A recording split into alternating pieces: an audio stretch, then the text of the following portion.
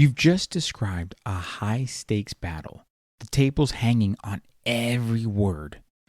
And then a player interrupts. Well, actually, I think that spell only works on humanoids, not giants. And now the energy's gone, the flow is broken, and the fun's basically on pause. If that sounds familiar to you, today on the Bearded Nerd podcast, we're talking about how to handle rules lawyers and disruptive players without turning your table into a courtroom or losing the fun for everyone else. Whether you are dealing with constant corrections, spotlight hogs, or players who just can't stop arguing and just interrupting, this episode gives you real tools and strategies to take control, de-escalate tension, and keep the story moving. So, without further ado, let's dive into this episode of the Bearded Nerd podcast.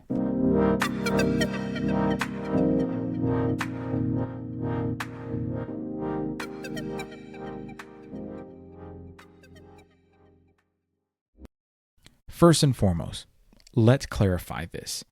Disruptive players aren't trying to be a problem at all times. Not every disruptive player is trying to be a jerk. There are 3 types of disruptive players to look for, but most of the time people are just passionate and love this game that we're playing and just want to be part of it, and they are just really excited. However, there are going to be disruptive types that you need to identify, and 3 in particular: the rules lawyer, the spotlight hog, and the saboteur. The rules lawyer is that person that corrects mechanics and interpretations of the rules mid-session. This is the person that says, well, the spell goes like this, or the feat or the ability goes like that. They're going to try to correct you in the middle of the session because of something that they read in the book. The spotlight hog is the person that dominates scenes. They interrupt or steamroll role plays because they like being in the spotlight. They love kind of being the center of attention. Not in a bad way.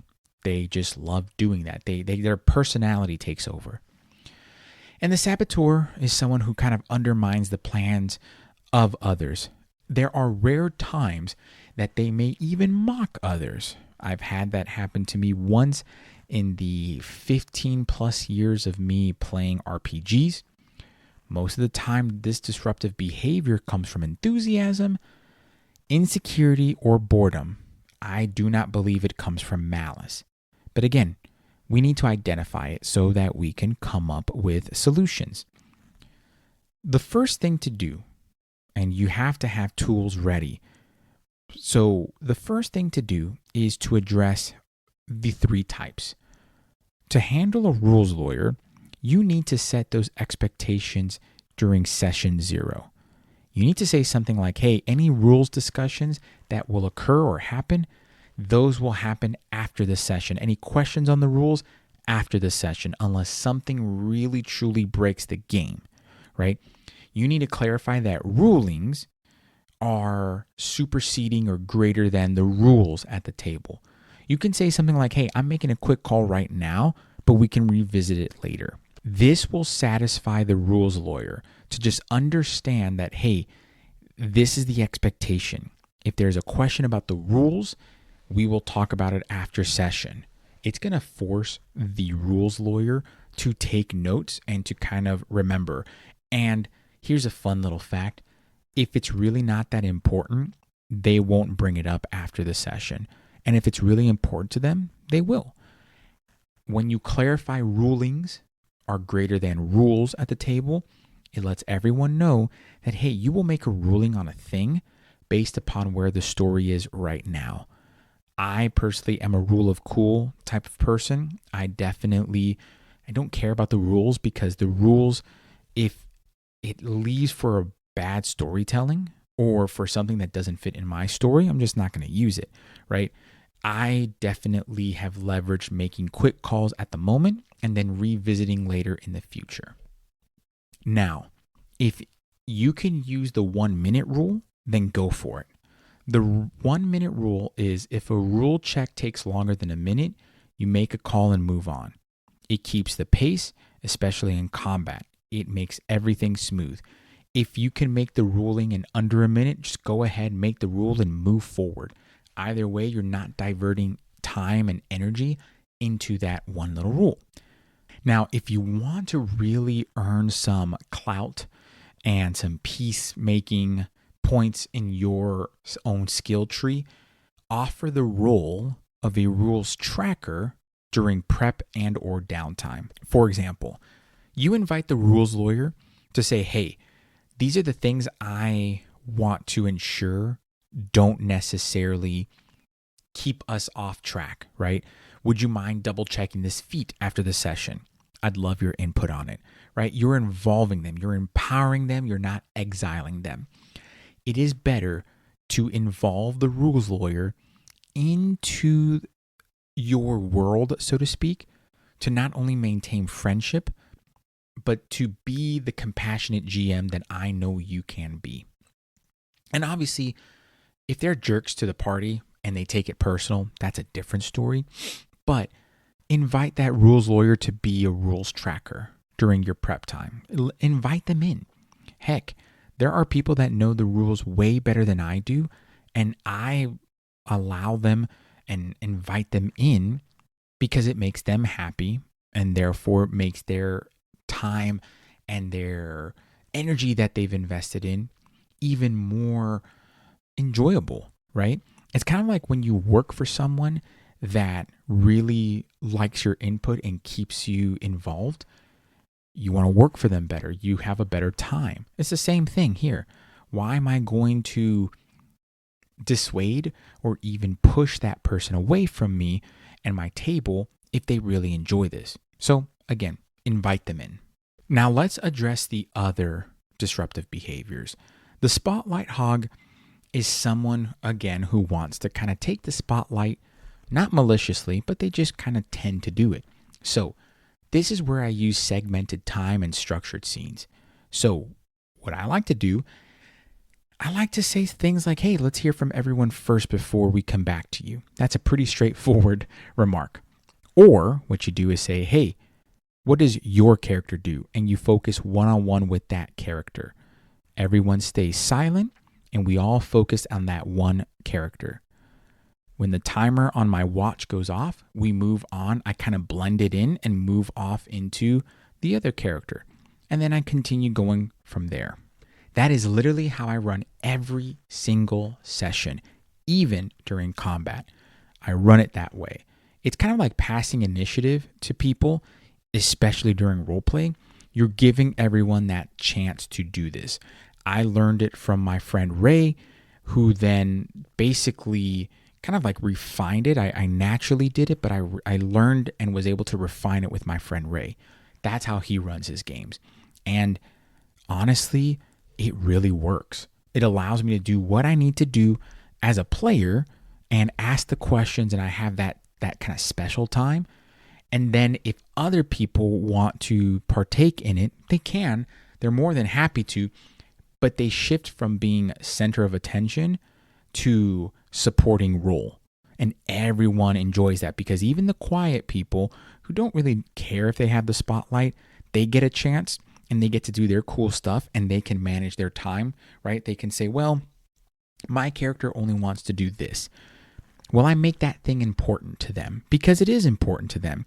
Maybe they don't need, maybe they don't need 20 minutes. Maybe they just need 10 minutes, but it still makes them feel important and loved and appreciated. So it's kind of like spending time with your kids.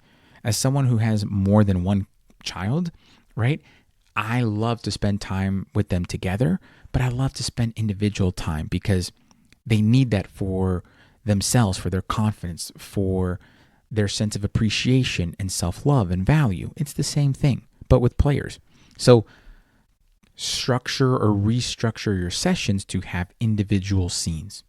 Now, for the saboteur or the edgelord, as I like to say, do not feed the chaos. Pause the session and check in privately if you must. You can say something like, hey, I want everyone to have fun. Can you help me make sure that this happens for the group? Right? Make sure you talk to them. I've had to have these conversations with players, and sometimes they've persisted after the boundaries were set, and then I help them find another table to play at because that's what needed to happen, right? But with the saboteur, the edgelord, so to speak, find out why they're disrupting, what's going on, why are they doing this? Maybe they say that their character is or would do this. Well, let them know that, hey, this is a collaborative storytelling game, and although their character would do this, you need to ensure that things happen a certain way and things move on. And if you are honest with them and say, hey, like, I love your passion, but sometimes when you interrupt, it kind of interrupts the story. But could you help me in this manner? Again, kind of inviting them, and you're kind of layering it, right? Compliment something that's real and that you love about what they do as a player and a character. Address the issue, and then end it with another compliment and invitation to help. Hey, I need your help doing this. And go from there. Have that first conversation. Again, in private. Don't shame them at the table. Second conversation, hey, I still notice that you're doing this. This time, I really need you to not sabotage other people. That's really disruptive to the players at the table. So if you don't mind, I would really appreciate that you don't do this. And then if they do it again, hey, I've seen you do this. This is the third time that we've talked about this. I think it's time that we find a different table for you. I would really love to play with you, but honestly, this is interrupting the group, and I need to do what's best for the entirety of the group. So here's a couple people that would love to have you in their game.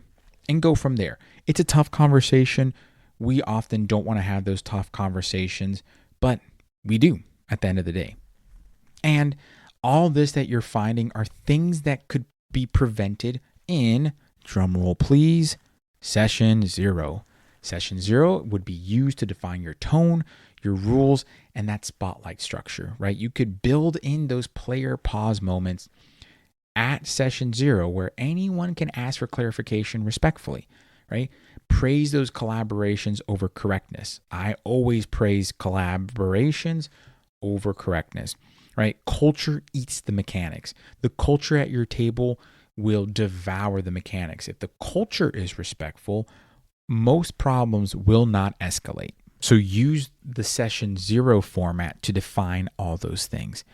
And things that you could use right away are things like, hey, let's keep the game moving. We can double check that rule later. Or, hey, let's make a fast ruling right now so we can keep the story flowing. Another one is, hey, I appreciate your knowledge, but we're prioritizing pace and fun right now. So let's focus on the rules later. And then, hey, y'all, let's let them finish, and then we're going to come right back to you. Use this in a calm confidence. Don't be defensive, but act as a leader. That is what a game master is. They are the leaders at the table. A lot of this are things that I've learned in my corporate job and growing as, someone who's worked in the corporate world for over 10 years now.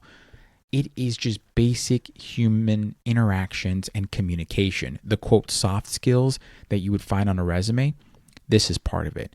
Right? Being a GM isn't just about storytelling. It's often about managing a table full of personalities, preferences, and sometimes interruptions, very much like at work. The key is to stay clear, stay calm, lead with intention.